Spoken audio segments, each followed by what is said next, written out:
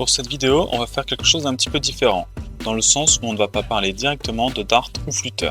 Mais je t'encourage à utiliser ce que je vais dire ici pour ta première participation à une conférence en tant que speaker. Je te conseille de prendre un sujet que tu connais bien. Par exemple, pour ma première conférence, mon sujet était Dart, Flutter et Fuchsia. Bon, la dernière partie, c'était un peu la connue, mais les deux premières, je les connaissais plutôt bien. Plusieurs raisons de choisir un sujet que tu maîtrises.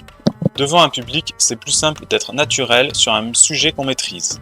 Tu devrais être moins impacté par le stress et autres sentiments du type « mais qu'est-ce que je fous là ?» Aussi, la préparation de ton talk te prendra moins de temps. Tu peux aussi demander à un ami de venir faire le talk avec toi.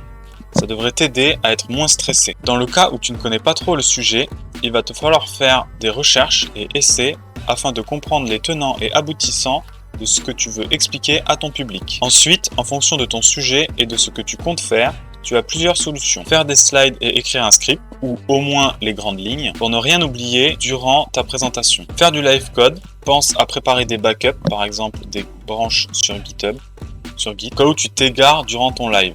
Ça peut arriver. Ça m'est déjà arrivé. Ou avoir un mix des deux. C'est tout à fait possible. Si tu as moyen de trouver une oreille amicale, il peut être bien de faire une répétition, histoire de connaître la durée de ton talk et l'adapter aux besoins. Le jour J, surtout, ne panique pas.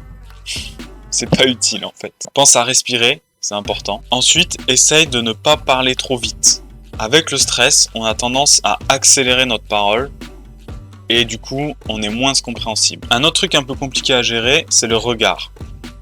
Tu ne vas pas savoir quoi faire avec tes yeux.